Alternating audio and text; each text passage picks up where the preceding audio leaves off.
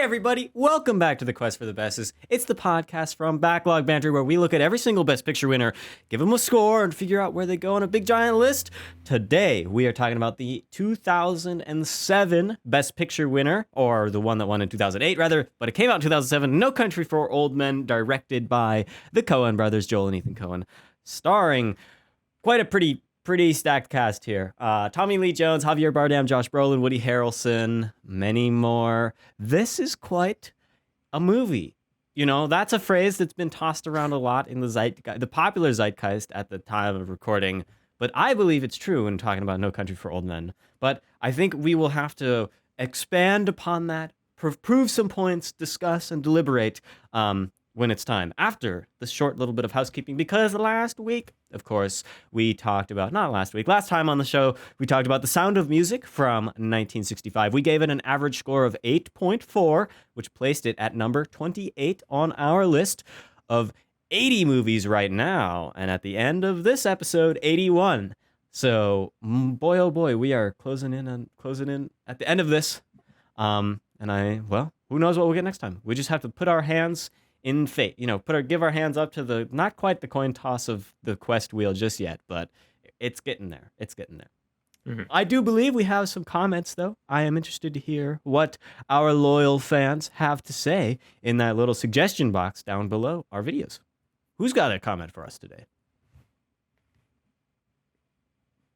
Crickets. There's no comment. I got it. You know what? I got it. Here we go. I got it. We got a comment. The very first quest comment, I believe, from the one, the only Andrew Roscoe of my Star Wars show fame. He says of Sound of Music, "I'm okay with your final score and placement. I'm glad we got the okay from Andrew. 28 out of 80 is respectable. Looking forward to No Country for Old Men." Hey, we're doing that episode right now. Also, I was hoping everyone would mention their favorite song from the film. Mine is My Favorite Things because Ariana Grande samples the rhythm for one of her songs. That's very true, Andrew. She does. But I always get sort of crickets when I ask in a musical quest review episode what everyone's favorite song was. I mean, that's also my favorite. I'm right there with Andrew. This is why we host my Star Wars show together, because we're on the same wavelength.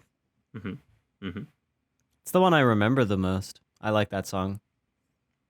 Yeah, sure. Let's just go with the same one. I don't want to come up with something unique, you know? Okay, all right, fair enough.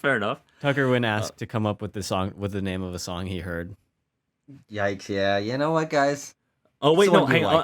I also want to read out a reply from John Tour 11 to Andrew's comment. A meeting of the great minds here. Mm-hmm. John Tour 11 responds with "The Lonely Goat Herd." Here, it's the song that always pops in my head when someone mentions The Sound of Music. It's closely followed by 16 going on 17. Those are both good ones. Yeah. As we said in our this review, movie. I also just want to shout out, by the way, there's a comment, on our Casablanca review, got an ad hominem attack of Tucker, and all I wanted to say is that it was very weird. But keep them coming. Keep the ad hominem attacks coming, because they're funny. We all need one. It's kind of like getting a badge. Yeah. Oh, there you go. Yeah. So, I think it was Tucker's first, was it not? Tucker has been accused of being a young and, horrible-minded movie reviewer. Abram, have you received that honor? No, but I was told in the same comment that I did a nice job getting the woke messaging out of our reviews, as though I'm not talking about class in every one of these videos, and as though I don't watch Hasanabi every day. But, the passerbys are very interesting additions to the Quest audience, I think. That's true. I suppose so. Well, let's not... Bring them in. Let's not... Yeah, we have a Big Ten. We enjoy many, many different viewers. And we laugh at you when you say stupid shit in the comments, so just know that. we laugh at you. But keep them coming. But we love, more than that, we love the great comments. So keep them up. Let's talk about No Country for Old Men. Who wants to start off? Who wants to get this killing spree started?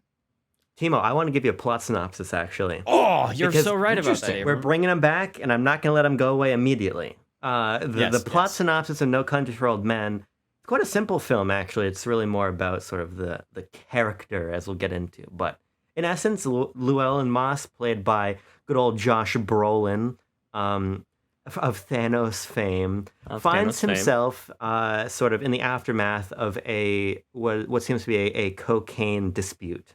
A little drug deal gone wrong, a bunch of people died, and a big old briefcase of money. And Llewellyn Moss grabs this briefcase and he hits it out of town, right? And at the same time, we've got good old Anton Chigurh chasing him, played by Javier Bardem, a sort of stone cold but peculiarly principled hitman, psychopath, what have you, hot on his trail with a sort of a can of compressed air and a silenced shotgun, which is awesome, by the way. And what we have is sort of a good old-fashioned standoff between two men in a couple motel rooms. I came to Moss's motel room to get into sort of character for this review. And then kind of the film unfolds from there. It certainly unfolds. That's one way to put it. Well, who wants to unfold their opinions on this film? Let's see. I can go first if no one else is going to hop on the horse here. This is my, for sure, second time seeing No Country for Old Men. I might have caught it maybe on TV at one point, because this is a film that lives in a lot of fame. Quite honestly, this is probably one of the highest critically acclaimed Best Picture winners. Certainly one of the more modern, highly critically acclaimed ones, and has sort of been labeled with this sort of film bro sort of label, I think. So that's sort of the reputation it has in my mind. You know, people talk about how Anton Chigurh is one of the scariest, most intimidating villains of all time, and how this is, you know, like a stamp of you know, the peak of the Coens' career and things like that. Now that they've split up. And I think it earns all of the laurelettes that it gets, quite honestly, because No Country for Old Men is an incredible movie in my mind. It is, and it's so unique in the line of Best Picture winners because of its simplicity. The dialogue is sparse. It's a tight 2 hours, and you know, based on the plot synopsis that Abram gave us, it's not terribly involved with itself, I don't think, from a plot level, of course. So it's uniquely simplified and sleek for a Best Picture winner, which I find very compelling. I'm gonna jump right off after you, Tanner. I enjoyed this movie quite a bit too. I found myself very gripped by it, very, very much sitting. I watched it on my couch, my knees up, you know, neck right, hugging my knees, staring at the screen, not looking at anything else. It's just like, you know, eyes wide open, viewing this movie, because this was a palpable movie. I really feel every step. I feel the heat of the desert. I just become, you know, enraptured in seeing how it all plays out and seeing where the film goes with this. You're right about a simple, but it's a effectively conveyed simple story that takes twists and turns in ways that I wasn't expecting. This is the first time for me to see it, so I'm glad to have been now I can apply and receive my film bro my film bro badge card. of honor. They'll ship that to me in the mail now that I've seen this film. I enjoyed it a lot. 25 to 26 business days. Yes, yeah. I also think that this film is somewhat deep. I think that while on a surface level, #deep. On a surface level, this film is violent and, you know, gory. It's you know, very. It's good guys versus bad guys and stuff like that. Yeah. But I think that in this sparse dialogue that you talked, and I'll expand upon this later, the film dives into like a kind of a reckoning of what's like going on in Texas along the southern border as this neo-Western. You know, people always call this film the neo-Western film, and I am going to agree with those label givers today, because I really think that it, when examined through the lens of genre, it has a lot to say about the American West, particularly the Southwest too. So I've got my thoughts. I'll hold them till the right moment, but you're going to get them nonetheless. Yeah, well, I think Tucker should go is what I was going to say. It was about to slip out of your throat. Well, we got it right back in. We have the two No Country dissenters here to go last, so I'm interested to see how you guys' thoughts changed on a rewatch. Well, it's No Country dissenters no more, because I'm about to spoil Abram's thoughts, but he likes this movie, and so do I. I didn't like it as much the first time I saw it, and I don't remember the context in which I saw it, except for the fact that I was reading it hot off the heels of reading the novel, which I didn't really like. And when I saw the movie, I didn't really like it either. I remember enjoying Javier Bardem's performance and liking Josh Brolin and Tommy Lee Jones, but not getting too much from the film. But on a rewatch, I was certainly able to recognize its filmic qualities, shot composition, noise mixing, things like that. Very well done. You know what I'm saying. All right, we're getting there. You know, some sounds maybe. Okay, maybe they're mixing some sounds. Yeah. Much better. But I recognize this film's qualities, but I just don't think it's for me. And I want to try to pin down why while we're watching this film, because as I'm watching the film, I'm like, yeah, these are good performances. I'm liking the film qualities here, but I don't get enraptured when I watch this film. And as the film went on, I really disconnected from this film about 30 minutes from the end, 45 minutes from the end. As things are supposed to be wrapping up, I found myself getting distance from the characters and maybe feeling that they were too simplistic for my taste and not gathering too much from the themes. Though I bet it's there. It's not something that easily jumps out at me. And maybe it's the pacing, maybe it's the dry tone, but I really don't find this film compelling, even though I do recognize its qualities.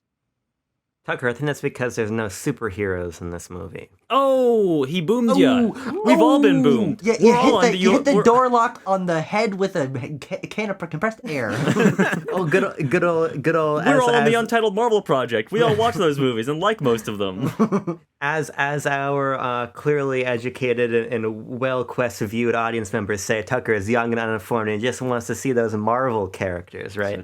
So true. We got a couple, the two of them in this movie. Yeah. I was like, is Javier Bardem in any of those things? No, he's not.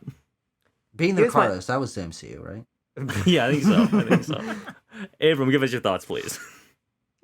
I want to dovetail on what something that Timo said and sort of put a bow on it, is that someone has a lot of desert power. And I think Very true. I just wanted to mention desert power because that's sort of a motif we have on the program. But I saw No Country for Old Men a long time ago. I was probably, I don't remember what I had for breakfast today, so I can't tell you when I saw No Country for Old Men last, but I was probably 15. And I think, ago? yeah. So like last week when I was 15, I think that to Timo's point, for real, I just didn't really get it. And I agree. I think No Country for Old Men sort of has something to say, and I think it has a very metered way of saying it. I found myself on this rewatch really immersed, and sort of my barometer for whether or not a film is sort of immersive in whatever that means to you is that I'm a serial phone checker when I watch movies. Part of the reason I go into the theater so much is because I physically cannot check my phone because I'm afraid I'll be thrown out. Sure. And I don't want to ruin other people's experience. So when I'm not checking my phone during a film at home, I know that it's really got me. And I really, aside from when Jean asked me to pause the movie to read an email that she was drafting, I didn't look away from the screen once. Mm-hmm. And speaking of her, I am the resident film bro here on the panel, I think. First two movies I watched with my girlfriend were Pulp Fiction and The Dark Knight back to back. Hell yeah, brother. These, right? Hell yeah. Hell yeah, brother. And so No Country for Old Men, I was like, this should always be right in my wheelhouse. Yeah. And it just wasn't. So I was really excited for this rewatch. And I think that if you can become sort of lost in the seams of the narrative, it's really hard to sort of disentangle yourself from that. Because I find that it's very early and stark portrayal of graphic violence sets the stakes very well. I think that between Tommy Lee Jones' sort of narration as the film begins and this very stark violence from Anton, is an immediate understanding of how this narrative is going to be told, the pace at which it's going to be told, and what's going to go wrong. And the film is violent. It gets a little gross for me. I don't like seeing shit pulled out of shotgun wounds and things. But that all really, I think, just adds to the experience of No Country for Old Men. And I think palpable really is the word of the day because you feel every action. And I'll be interested, Tucker, to sort of see where we diverge, but it feels like every single thing from a window being opened to a gunshot is heavy. And I think it's that sort of heaviness that makes the film so compelling. Yeah. Well, where should we begin? Do you want to dive into our central conflict, our cat and mouse chase? Because I found myself very, very... you're right about the stakes, that at the beginning we see Chigurh set up as a ruthless, cold-blooded killer. He'll do it with no remorse. He won't even blink an eye when he, kills an innocent person on the side of a road. And to me, that sets up this extremely dangerous chase that happens. That immediately that as soon as that money is found, that Llewellyn is screwed. Basically, he's going to be hunted down until he's face to face with this killer who very few other people have lived to see his face. And spoilers, the one other guy in the film who's like, yeah, I saw him before, dies at the end of it too eventually. And so I find this cat and mouse game to be really effective, and it draws me in always. I think first on like a plot and a suspense level where I'm like, okay, how is one character going to outwit the other? How is one character stepping a couple steps ahead, thinking steps ahead, or, finding out those quick moments like when Llewellyn goes back to near the beginning when he goes back to the crime scene where all the cars are, the OK Corral as the cops call it. And there's like that quick shot and he sees the guys up on the hillside far, far away. And then the whole chase begins there with the Mexicans, not necessarily Anton. But I found myself very, very brought into this cat and mouse game. What did you guys think about our main kind of conflict between our two characters? I think, Timo, what's effective to me about it is that it's set up in a world that can't protect Llewellyn. And I think that's what makes it so strong. And I actually want to go back to an even earlier scene than what you're saying, wherein we see that one of those deputies is talking on the phone about Anton Chigurh, and he's behind him in handcuffs. And this is a sort of a sleepy Midwestern town where the guy who's been detained is just hanging out on a bench, right? To where he just gets up and strangles him with the cuffs in a scene that is far more graphic than a lot of strangulations in film really is. And you get this immediate understanding of like, the police are not prepared for this. The landscape of this small town in Texas is not prepared for what's about to happen. And so there's this sort of feeling of lawlessness wherein it is Llewellyn versus Anton. There is nobody else. Tommy Lee Jones is here to sort of illustrate the futility of his men and their status in the world. So I think, to me, that's why this conflict becomes so effective, because it's illustrated very early on that these two might as well be the only people in the world, because everything else is detached from them. Yeah, I mean, I think, Timo, you brought up a few things about how this is a neo-Western, and something that is common in that genre is the sort of flipping on its head the concept of pure moral judgment that was common in the original Westerns, the non-neo-Westerns of days old.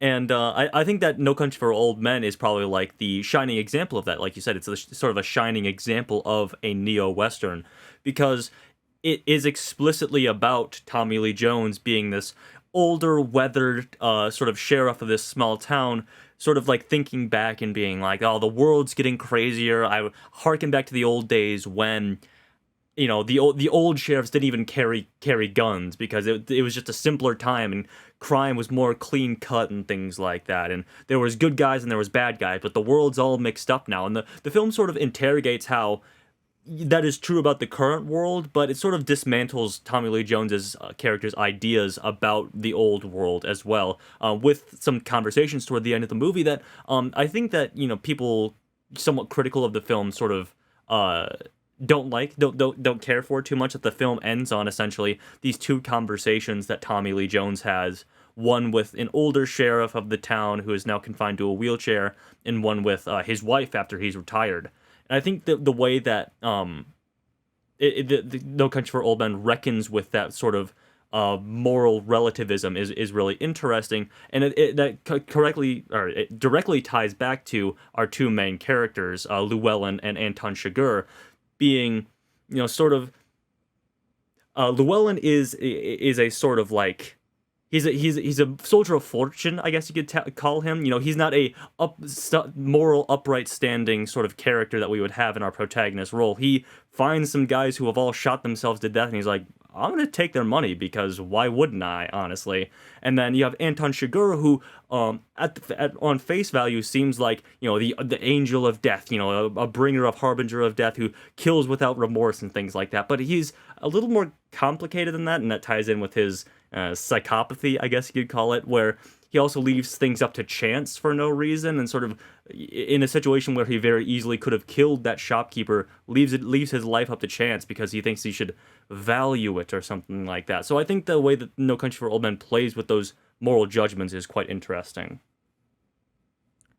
Tucker, sorry, I went on like a really long tirade there. Yeah, No, providing me a lot of stuff to think about.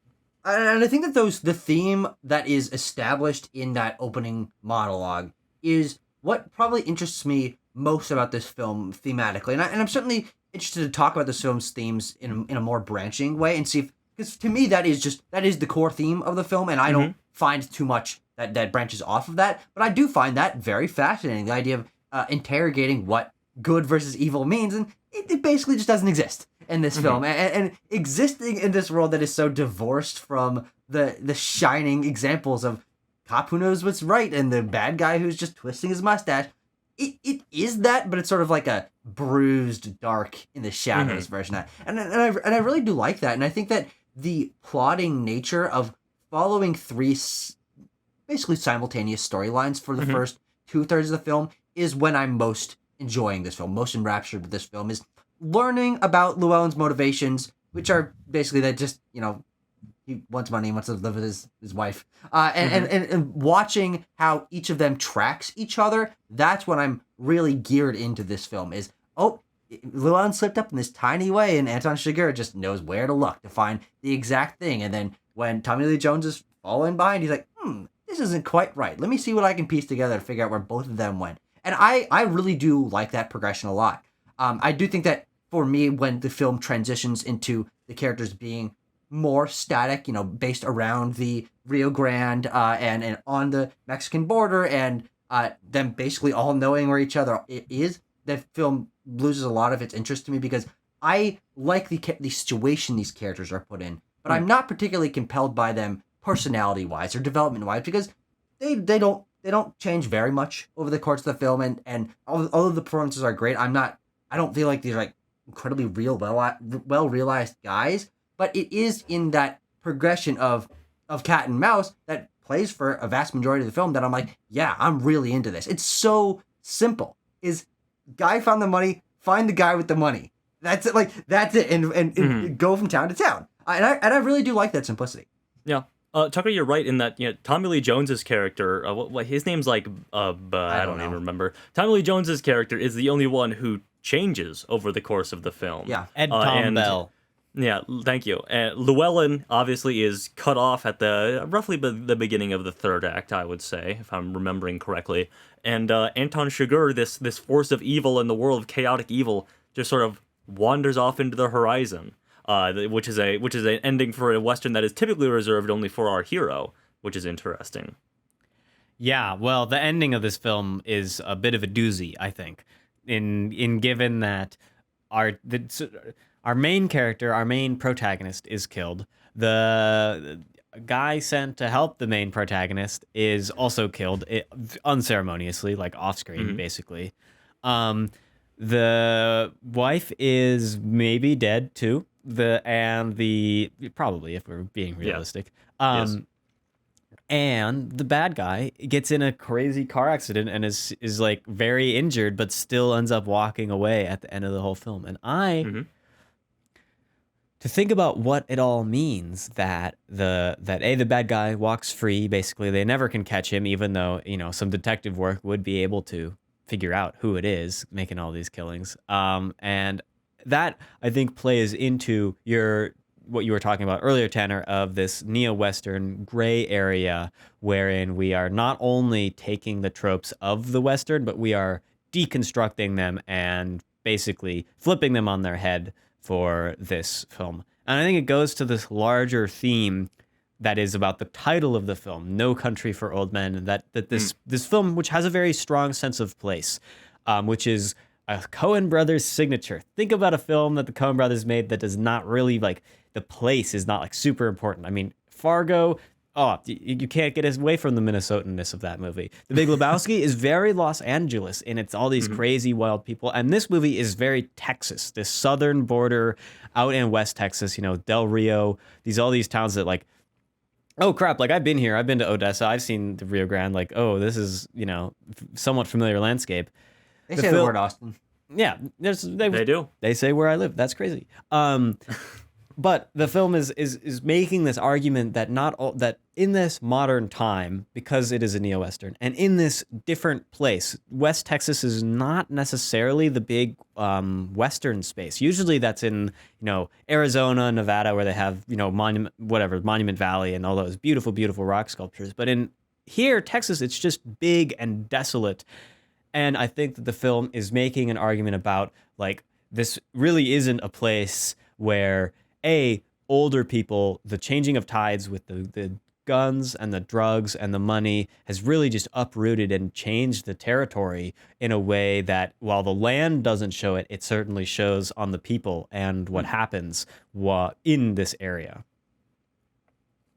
Yeah, I think sort of the situation of the film with respect to what is it saying about the world changing is quite interesting, because I was thinking about it sort of on a surface level. I think you might be able to read the film as fairly conservative in the sense that it's sort of, there's a lot of frank discussions between Tommy, especially after Tommy Lee Jones learns that Llewellyn's been killed and he's speaking with the other detective in the coffee shop and then they're leaving. You can sort of read it as, man, they even say like these younger green-haired kids walking around doing whatever, right? Yeah, bones to their noses, always on their phone. I think you can read it in sort of it's the 80s. I think you can read it in sort of a reductive way as through that like almost conservative lens of we need the values that we had as an older generation to return, right? But I think that the film, if anything, from my reading of it, takes a sort of distanced approach in that it's just illustrating a world that's changing for better and probably for worse. And I think that's really interesting. If I may interject, because I just had an idea, that this world that's changing and this world that's increasingly very, very crazy, as symbolized by Chigurh, is the old values. To go against the reductive reading that you supplied, I think would say that the old values that the film shows are ill-equipped or unable to deal with this new changing world. And that's what that opening monologue says. Yeah.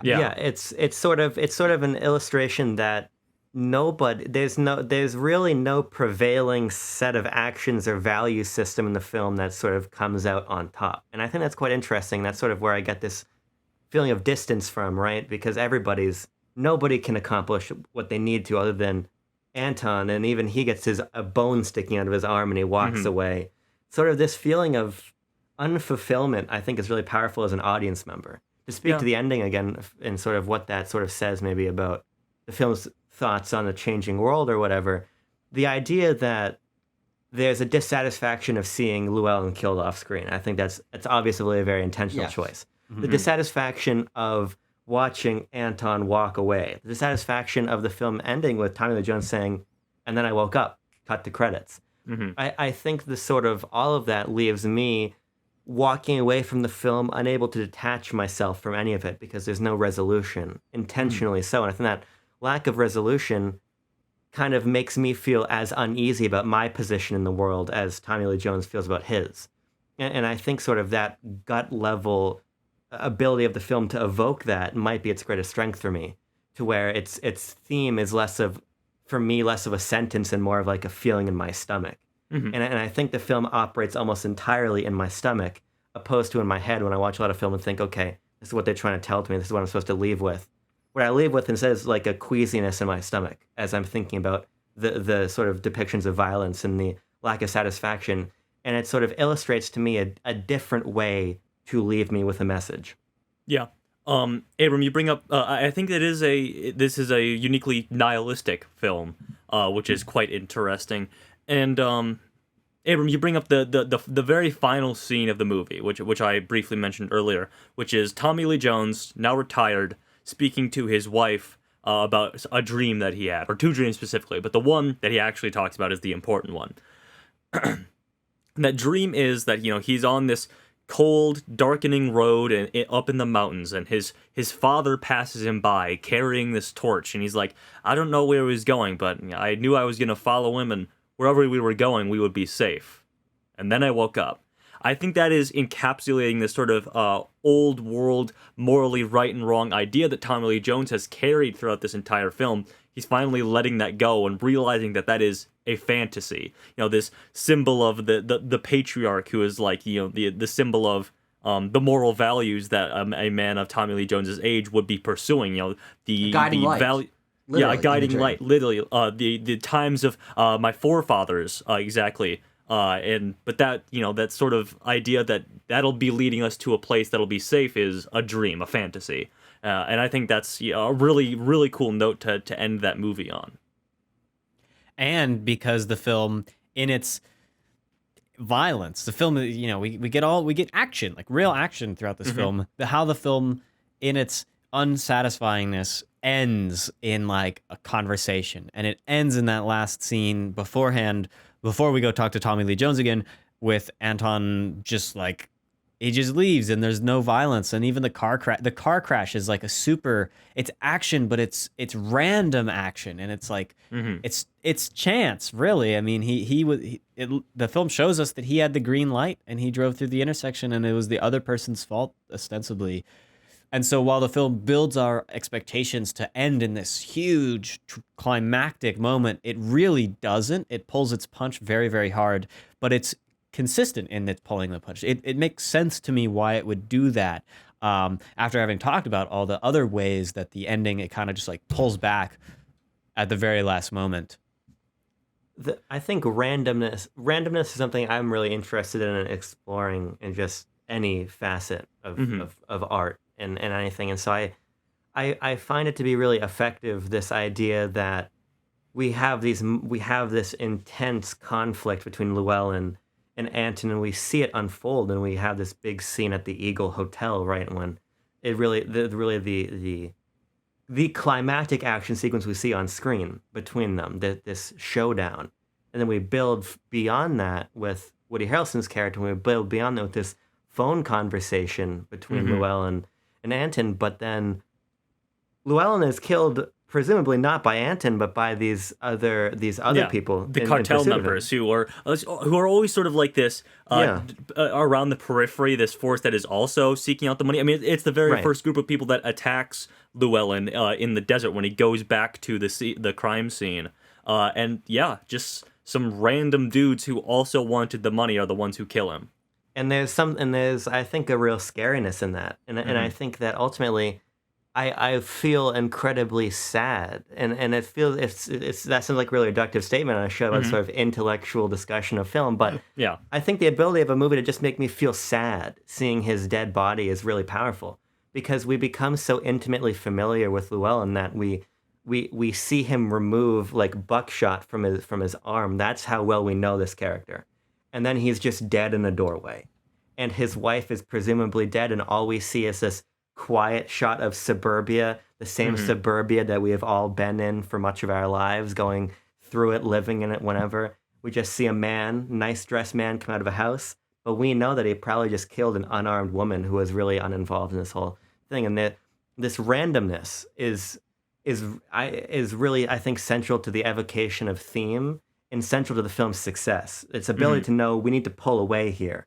We've done violence as visceral and graphically as we can. It's time to pull back.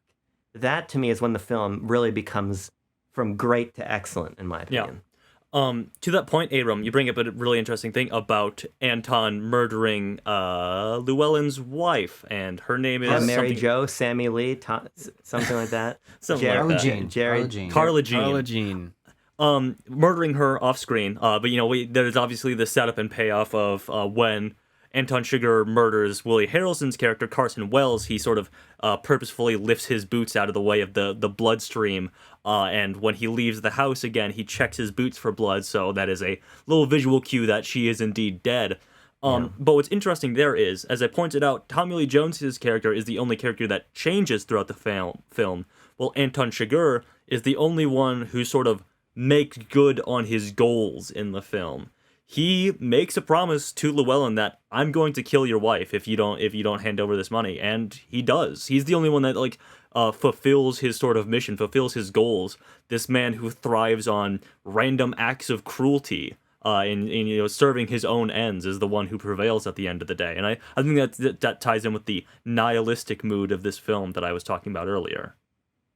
I think what makes it even more effective, though, about his character is that we even get a strange humanization of him. We get these really intimate looks at him in his body. And I think one of the most interesting scenes in the film is after he's been shot by Llewellyn, and we spend a long time watching him clean his wounds, and he's like naked sitting in the bathroom at one point, and it's a very like it's like a weird voyeuristic scene of him in a very vulnerable state, and to the point where you almost feel like this like not empathy for him, but this weird connection after when he's been hit in this randomness, the car crash. You're like, oh my god, he can't go to the hospital. He's a fucking psycho. He's a murderer, right? Yeah, mass murderer. But the film, I think, does this weird thing of making you, again, like Llewellyn, so intimately familiar with him that there's this just the film is just like it's all these messy emotions like spilling into each other, and so there's something weird and panicked about watching him get help from this like 10-year-old boy, and then walking down the street with a bone sticking out of his arm, like it's a film that just leaves me feeling kind of weird and gross, and there's not too many films that I like feel on like my cerebral systems being my nervous system, that's the word for it, being touched, leaving it. And that's why Tucker, and I'm curious what you have to say about sort of the characters and sort of what they represent in the world and everything. Perhaps they're sort of simple in their motivations maybe, but I think that the level of contact we have with them and sort of how they feed into this larger narrative structure, for me, keeps me immersed in them because I'm more so immersed in the world and sort of how everything's unfolding, to the point where, their motivations are simple, but I'm left with these feelings, and the feelings are what keep me compelled by the characters. No, I think that is probably the intended reading of the film, and frankly, I think I need to, maybe sit on top of a mountain somewhere and think about why it isn't that I don't love this film like you guys do, because I still do think it's an excellent movie. It's very very well made, which I think we should certainly get to in terms of talking about film. We will. But you talk about distance and you talk about intimacy, and for me, the film straddles a very weird line to where it is very physically intimate. You are seeing these shots, very close-up shots of people getting wounded, of seeing them in the nude, seeing them doing private moments that we as people are probably never going to see off the screen in our lives. And I do think that that's an interesting concept, but in terms of the emotional distance that this film portrays on its characters, that is what leaves me really wanting more. Is I'm fine with not knowing what Llewellyn Moss's motivations are, what his history is, what his connection to crime in the past is, all this kind of stuff. I'm fine not knowing that for a lot of the film, but when we never get any of that, I'm left wondering why I should care that I am seeing intimate moments of this character. I don't get the sadness that you do. I don't get the emotional impact of seeing moments like this because I never feel like I was given a chance to understand who these characters are as people outside of the ideas that they represent. Is the idea of the search for freedom or Anton Chigurh's just complete randomness. These are concepts that I find interesting, but they're not nailed down on what I feel are emotionally resonant characters that I'm invested with on a personal level. So I recognize the shot intimacy, the physical intimacy, but it's a very detached, and I think equally so, detached emotionally film from our cast, the core cast of three characters, Tommy Lee Jones, Anton Chigurh, and Josh Brolin. We still actually do get to know Tommy Lee Jones a little bit better because we're able to see him have conversations with, frankly, more people and talk about himself a little bit more. But a lot of the time that we're seeing Anton Chigurh or Llewellyn Moss, they're by themselves or they're preparing, and I like those scenes. But it's really the process of this film. It's the actions that they're taking that I find compelling, and not the people themselves, because we're never given a chance to really learn about them outside of what they represent in this world of the neo-Western. I think that we do get to learn about these characters, just they don't ever talk about how they are. The characters show how they are like through their actions. If you think about Llewellyn Moss as a character, what does he do? He's very thorough. He goes out to the crime scene before he first finds the box of money. He like waits outside, views things from a long distance away, plans, prepares. He makes sure that no one's around. His conscience gets the best of him when he brings the water back to the guy at the end that starts his whole trouble. I think that the film shows us that Anton Chigurh is like cold and he's calculated, and he later on, he's got the line where he's like, why would you change the tools once you found the best ones? He thinks that he's got the best way to do his job, and that's with his button presser, the air compressor, the cow killer, and the silenced shotgun, which are two just horrifically badass ways to kill people. The film doesn't use dialogue to characterize our characters. I think it's all in the actions that we learn that, for the most part, Llewellyn is a sort of a stand-up enough, a good enough person to be in this position, and that Chigurh is a horrible psychopath. He is talked about a lot, but and so we get an idea of how talked about other a lot by people who don't know who he is, though, and I think obviously intentionally so. They didn't get to have a conversation with him over a nice steak and a milkshake. But I mean, I think Llewellyn also, we do learn quite a bit about just him as a character. I mean, he was a Vietnam vet, and I think that's really interesting. There's a really interesting exchange between him and Carson Wells, played by Woody Harrelson, when we're in the hospital there. And we come to learn a number of things about Llewellyn. We come to learn that he's a vet. I can't remember if we knew that before. We also learn he's a welder, and he's very good at his job. And I think you can sort of see that intuition of his, as especially when we're in the motels and he's working on this elaborate way to hide the money and everything. But knowing that he is a veteran who's been largely dispossessed by society upon returning home, living in some shitty trailer in the middle of nowhere with no real fanfare, and a welding job that seemingly is not getting him anywhere, and a wife who's working at Walmart, but they seem to have a strange relationship where they've got this banter about them, but it's clearly not working out too well. You can feel that distance between them, and the mom always complaining about the son-in-law and everything. Right? It was just probably the mom who got Llewellyn killed too. Because the mom yabbed on about where they were going, and then they got the word ahead. Yeah, I think we sort of learn his situation in the world. And that situation is all I really need in a film so driven by action. Because I think there is something interesting, to your point, Tucker, about everybody being alone. Sort of what do they do when they're alone? What does it look like when Llewellyn Moss or Anton Chigurh are in pain and they have to deal with that? I think that's very compelling, and it's sort of a different way to learn about characters. Maybe it lends itself more towards reading about these as fixtures in a world, or as sort of various avenues to explore masculinity or whatever. But I think nonetheless, I know who Llewellyn Moss is, and I just don't think that it's because he had a heart-to-heart over the phone with somebody. It's because he sort of has asides about his military service, and then that manifests in certain ways, and he's got this blue-collar job, and that manifests in his ability to put these contraptions together and get himself around these situations. I feel like I know these characters in a way that I don't know a lot of film characters. Sure. Abram, you bring up something. If we're we talked about Llewellyn and Anton and Tommy Lee Jones's character, who I'm going to continue to refer to as Tommy Lee Jones's character, because he's top billed. He deserves it. But you brought up something that I want to talk about, which is just an element of this film that I absolutely love, which is the sort of like DIY nature of it. Just seeing Llewellyn saw off that shotgun in his hotel room, or tape all those tent poles together. Like go into the store and ask, I want the tent with the most poles.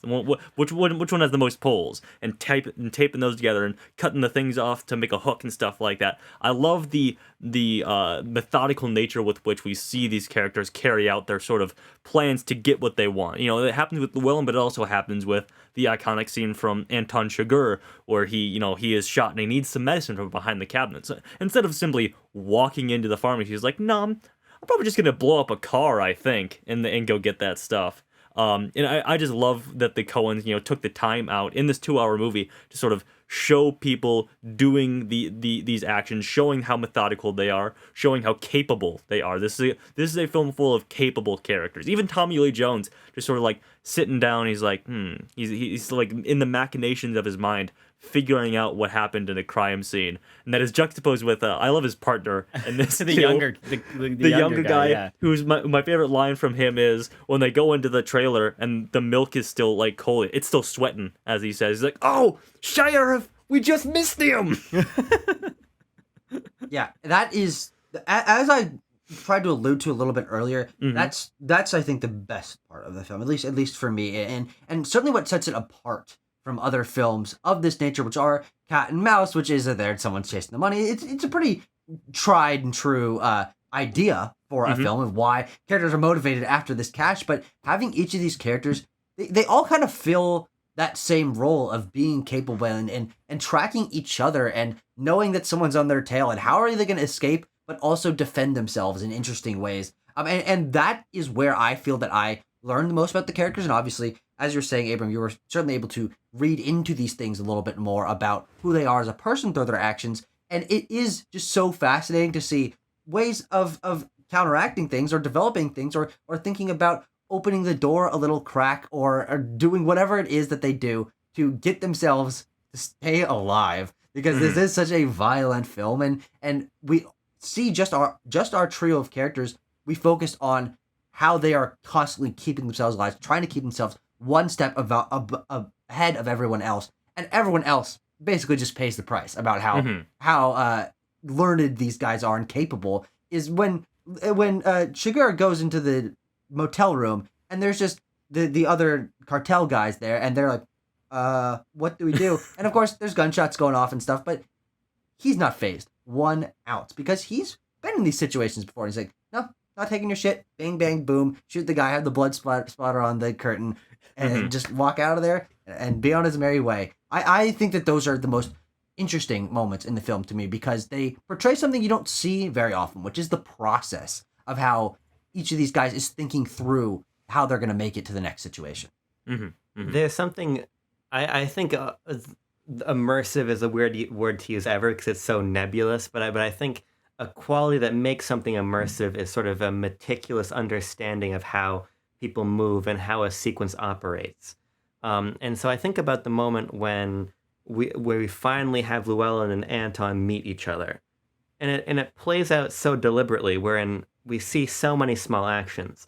We see Llewellyn in bed, then he hears footsteps, and then he calls down to the front desk. No answer. Call again. No answer. Stand by the door. Window. Ear to the door. Can I hear anyone? Hear the phone No. ring from downstairs, though. Yeah, That's an Hear the interesting phone detail. ringing. Get down on hands and knees. Look under the door. Hear the beeper of the thing tracking the transponder. Go get the shotgun. Go turn off the light. Sit down on the bed. Cock the shotgun back. Watch the footsteps under the door. Wait a beat. Shotgun ready. You see the lock get shot through the door. He shoots back, and then it's okay. See the window. See him open the window. See the money fall out the window. See him jump out the window. See the shot follow him. The fact, and it sounds like I'm getting too granular, but it is that level of specificity in the film that makes me feel so much more scared during the action because I know precisely how people are moving and precisely what the action of turning off of a light does for Anton on the other side of that door, and that is why the action I think is so harrowing and hard to watch. Yeah. You mentioned two important words that we just cannot get out of this review without not talking about. You said that you saw things and that you heard them. Let's talk about cinematography I and the sound see. design because we can't. Sure, we sure, just sure. cannot let it go by. Roger Deakins, the cinematographer, Skip Livesey, the supervising sound editor. These two gentlemen created, I think, is a masterpiece in selective information. All of this stuff that we are talking about in this entire review is like largely communicated visually or like auditorily and not through dialogue. It's communicated in like the truest filmic storytelling, like how showing shot, reaction shot. The cinematography in this movie is just like, it's so good. It's so beautiful. It's in the Deakins way where it's like, oh my God, it's not even It's high calling that- contrast, high contrast silhouettes and stuff like that is really what this movie makes its bread and butter on. And yet, this film feels so grounded in its cinematography. I think to a different film that Deakins was a DP on, maybe 1917 or maybe Blade Runner, these films are not very grounded in their cinematography. Those cameras are moving all over the place and they're showing off and they're doing cool stuff and it's very, very good and well done. But this film has like, it's not only is it, I think it's because the palpability of the film comes from the way it is shot and the way it is sound designed, the way that we hear in excruciating detail every footstep, and we hear the tiny noises, like you were talking about in that one scene in the hotel, in the Eagle Hotel.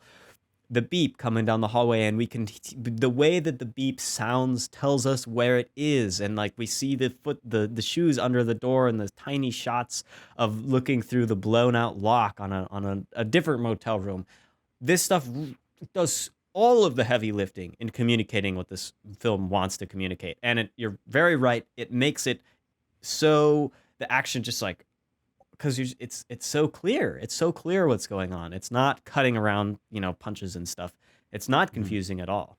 Unlike Gladiator. And I think that also Gladiator was the combines one very well. Oh yeah. That combines very well with the violence that we're seeing. Is they don't hide the blood spurting. They don't hide the bullets entering the bodies and doing all this visceral stuff that I think combines with the not cutting around things. And even though this isn't like it's not a slow paced movie in terms of how it's edited. It's edited at a pretty normal clip, but you're able to see a lot in the shots they choose to focus on. Is we're gonna linger on the shot of him spraying the homemade like iodine into his gaping weird hole, and we're just gonna show that, and it's gonna both communicate. Tanner, don't make that face. It's going to communicate the ingenuity of Anton Chigurh and also the pain, but also the fact that he's not in pain because he's just kind of sitting there and he's just taking it like a champ. I want to give him a lollipop and pat him on the back for that moment. Maybe not on the back. That's where the wound was. He can take it. He's a champ. Yeah, he's a champ. But you get what I'm saying. Yeah. Timo, I want to bring about my favorite example of the sound design in this film, and this is just for your benefit, so you can remember this and really bathe in it. But it's the scene where Anton Chigurh believes that Llewellyn is in the room in that one motel, but it's actually the Mexican cartel guys. But so he takes his shoes off, and it's a low shot of him like tracking. He's got the shotgun in one hand, the air tank in the other, and it's just his socks because he took his boots off. A, because he doesn't want to get them dirty, as established, and B, to be quieter.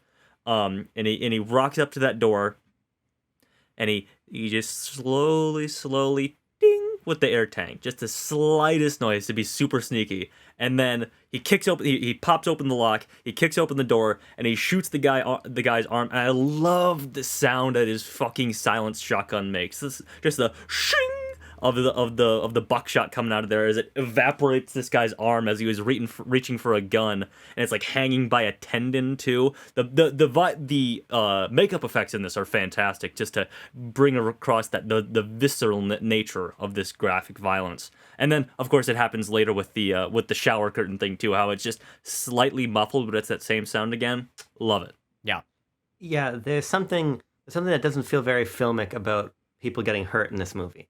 Like you think about, he got shot with a shotgun in the leg, whatever. It's the sort of thing of like in another movie, a shotgun blast, like an off kilter shotgun blast, like catching somebody in the leg, wouldn't matter.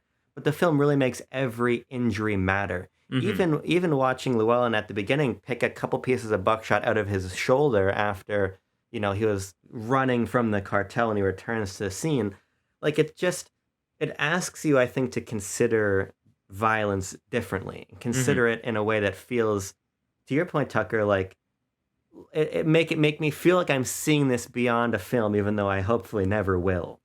and I just think there's something really powerful about that. Yeah. I got some trivia here. I haven't been able to drop some trivia in, so I'll just throw in a few of my favorite bits. We all know and love Anton Chigurh's haircut. We all know and love it. Sure. They apparently modeled it off of. It. Yeah, well, maybe you'll love it after this. The Coen brothers initially modeled it off of a photo of a brothel patron taken in 1979. And when they showed the style that they wanted to Javier Bardem, he apparently said, quote, "Oh no, now I won't get laid for the next 2 months." The Coens responded by happily high-fiving each other. Okay, I love it now. That's very funny. To the point of this is a bit of a sound thing as well. The composer for the film, Carter Burwell, the score is only 16 minutes long. It's so short. There's very sparing use of music in this film. Let's see what else we got. Obviously this ties in with the violence that we were talking about. They apparently went over budget with the amount of fake blood that they used for this movie, and had to use more expensive fake blood because the stuff they were using initially for the desert scenes would just attract bugs and flies and everything because it was like sugar based. So there was just bugs and ants and flies just on set all the time while they were using this cheaper fake blood. So yeah. And finally, this is just an interesting thing. They had to close down filming for a day because Paul Thomas Anderson, the Chad Paul Thomas Anderson, was filming in the same area of Texas, Marfa, Texas. There Will Be Blood. Yeah. They were apparently testing out the giant burning set of like the oil rig that's in that movie, and there was just a giant plume of smoke on the horizon, and they had to go over there and like, hey, what the hell, man? He's like, oh, I'm just burning this thing down. We're just practicing. God, Wow. I love that movie. Now that's a movie that speaks to me. God, Yeah, there you go. sheesh. But yeah, absolutely. I could also read off some wins and noms here. I to am see curious if there's about any, the wins and noms. Any final notes that we want to bring up before we score this bad Larry? Mm-hmm. So obviously, this film won Best Picture. Javier Bardem won for Best Actor in a Supporting Role, and I just want to say, because I didn't get to talk about Javier Bardem's performance much, but I love just the craziness in his eyes in that introduction when he's choking out the cop, when it's just like the top down and his just eyes are wide as hell. It's great. Joel and Ethan Coen won for Best Director. They also won for Best Adapted Screenplay. This film was nominated for Best Cinematography with Daddy Deacons, Best Editing, Best Sound Mixing, and Best Sound Editing. Back in the good old days, right, Timo, when they were separate back awards. in the good old days where you could win 2 Oscars for sound in one movie. But yeah, that's it. I do wanna spend just a little bit of time with the performances because I think that it's really deserved to spend time with that. Because I think, again, as to your point, Tucker, from earlier, this is a film where people aren't bouncing off of each other very often, unless they're bouncing buckshot off of each other. You know what I'm talking about? I know what you're talking about, buddy. So the performances become largely physical. I think about sort of what Josh Brolin is able to evoke when he's hearing Anton on the other side of the motel complex killing guys, and he's trying to use his like fish hook to get the money case out of the air vent. And just those shots of his face framed with the light, and he like the panic in his face as he's trying to carefully remove this thing. There's really a lot of subtleism in the acting of this film. So I think that's certainly worth pointing out. We found it, boys. It took us 81 episodes. We did it. We found the subtleism. More than that. Yeah, absolutely. Yeah, I love Josh Brolin in this too. I want to talk about his performance a second, just because we were talking about basically everything that we said we applauded the characters for can be attributed to the actors as well, because they are the ones who convey the methodicalness, the capability of these guys. I love when he's just surveying that sort of the drug deal gone wrong when he first arrives at it, and he's just piecing all these things together. He's like, okay, there must have been a guy, the Ultima Hombre Ultima, as he calls him, the last man standing, who got away, and he's out in the desert, and he's like, but if you went somewhere, you probably went with shade and stuff like that. Just the way he delivers those single lines as his character pieces things together are really great. I really like those single lines that he gives throughout the film, where now I can't remember like a specific one, where he just like mutters a word and he's like, all right. And I'm like, okay, yeah. And that's that. Yeah. Yep. Like, I see how this guy thinks. I understand. Mm-hmm. I do want to say this is sort of the last thing I've been kicking around in my head, and I just finished a movie, my rewatch a couple hours ago, so it's not fully formed yet. Sure. But I really like these characters as like an examination of like traditional archetypes of masculinity. I think that's a really interesting way to read them. And like most movies adopted by film bros, even simpler minded than myself, I think it was impossible. You know, you think about like your Jason Batemans, right, and your American Psychos. But Patrick like, Batemans. Yeah, Jason Patrick Bateman. Bateman. That's a different guy. Your Patrick Batemans. Jason Bateman. The film bros love Arrested Development. They just love it. You know, your Patrick Bateman's like, look at this cool guy in a suit and he works out, right? He's awesome. It's sort of like a misunderstanding. I love Tyler Durden and how he beats people up all the time. Right. Jason Bateman also in another 2007 Best Picture nominee, Juno. Oh, that's right. Yeah. this sort of sense that these films that become sort of taken by the film bro canon, we sort of missed a criticism of the masculine archetypes that they're commenting on. And I think there is something quite compelling about this film in terms of like, there's a lot of similarity between our three main characters and their failings. Like, I think you talked about the milk scene earlier. Both Anton and Tommy Lee Jones both drink the milk, for instance. Like, that's their thought process. I'm going to come in here, I'm going to drink this guy's milk.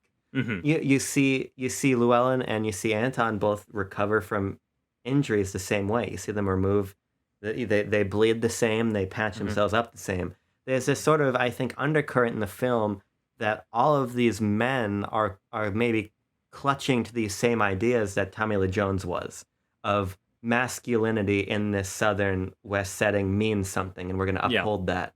And Llewellyn is going to provide for his wife, and he's going to not look for help in all of these things, right? It is very sort of archetypically masculine, and it fails all of them. It even fails Anton, who for legal reasons can't go to the hospital, but also is his reaction when he's got a bone sticking of his arm is to pick myself up by the bootstraps and keep walking. I think that sort of I don't know if simple is the right word, but sort of, I would say, observational notion about masculinity and these characters' embodiment and failing of it is a really interesting lens to read the entire film through. Yeah. It is interesting because I opened my thoughts on this film calling it a film bro movie, and it is just interesting that how, with the examples that we named, the filmmakers are effectively that have been adopted by the film bro canon, and whatever that means at this point. It's just a made-up this concept conversation. But we all know what it means. We all know what it means. It's an understood thing, but the filmmakers are explicitly targeting the film towards like white dudes, and he's like, this is the issues that are inherent in how you are sort of naturalized, that are bad for you and for society as a whole. And then white dudes are like, hell yeah, I love these things that are bad for me and society as a whole. Let's see. Final thing from me. Christ, I just want to point out that this movie has 3 Get Out alumnus in it, and it was very fun for me to pick them out as we went along through the film. The first one that I noted was it's a small one, but it's the gun shop owner. He's sort of like this old dude old fat dude with a white bushy mustache.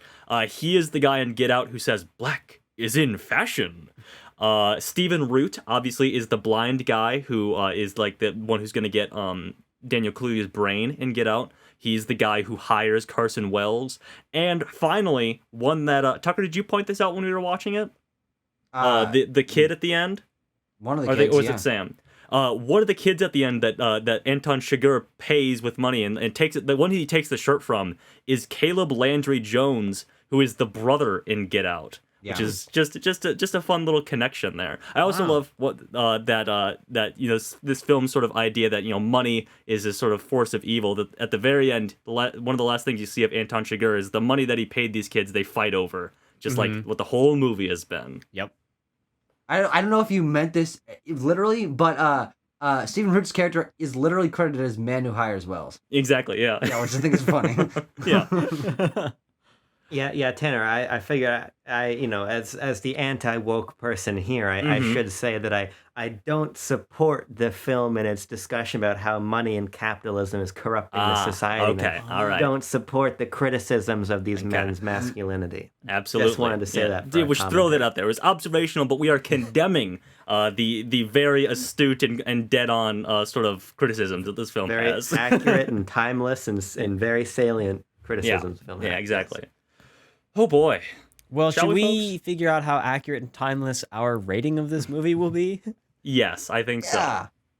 You could have done something in there about how we are going to give this it's going to be a very sparse score. There's not going to be that much of it, No, sure. We're not relying on score here in this Quest episode. I think we have to rely on score in every Quest episode. That's true. It's true. Mm-hmm. Okay. I've thought for 4.5 seconds about the number that I'm going to put, and it's time to reveal it. Ready? Mm-hmm. Yes. Abrams, give me a finger wig. What's up, Abrams? All I'm saying is that I've been keeping a secret. Abram has been keeping a secret. Okay, well, let's find out what the secret may be in 3, 2, 1, go.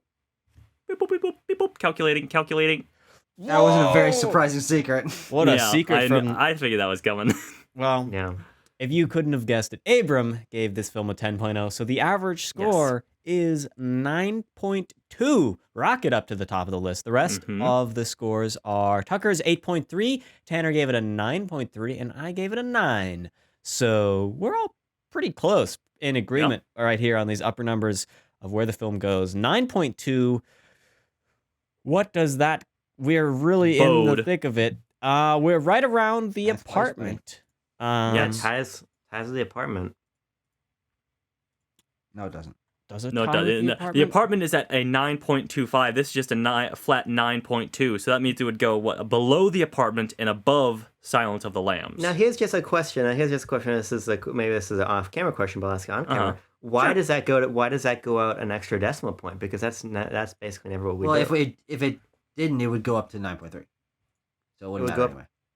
I see. Okay. Yes, the apartment is by but most then what happens to reckonings. 12 Years a Slave? See, all I'm saying is that I feel like just 20 decimal points is some of these higher numbers here. I'm saying. I don't know who did this. Whose fault is this? Well, when I subtract all the decimal points and let our rounding software do the rounding, there is no film that has a 9.2. There you go. Okay. So this gets the number 10 spot on our list, which is pretty impressive. Oh, A new number 10. Wow. Cracks the Above top some of the 10. other movies? Jesus. That's a pretty big achievement, especially in this late stage of exactly. our ranking. Wow, there you go. No Country for Old Men, gonna go at place number 10 on our list.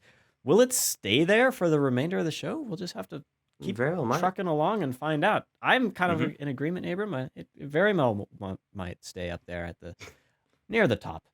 Well, if I can give just a final thought on the film. Yeah. Because I try to be very judicious with these 10s. Not that there's a whole ton of Quest movies that really, really, really, really speak to me, but this is one of them. I think that, Timo, you made an observation earlier, which is sort of just one that I really wanted to underscore, that there's like a base level filmic necessity to this story being told in this way. It's sort of reliance on visual language and sound is something that I've come to really look for in films. It's why I love, for instance, Dune, a film that should have won Best Picture last year. I think that a movie's ability to leave me not just intellectually feeling, but viscerally feeling its theme and its emotion and its mood is not something a lot of movies can do for me. And I think that there's a real economic excellence here for how much theme and character and action is packed into not only a lot of screen time, but not a lot of dialogue, a very sparse script, a very sparse score, as we're saying. Yes. I just think that No Country for Old Men is a vibe. It's a complete vibe. That's what it's about. Yeah. And for me, the best films are that. They are a communication of this sort of holistic idea in a way that only this medium can. And I have not read Cormac McCarthy's book. I would certainly like to, but I would be very surprised if it resonated with me in the way that this film does, because it is so intrinsically filmic. And I think that is just a major, major accomplishment. Abram, thank you for justifying your perfect 10 out of 10 score for this very highly critically acclaimed movie that most other people agree universally loved. Yeah.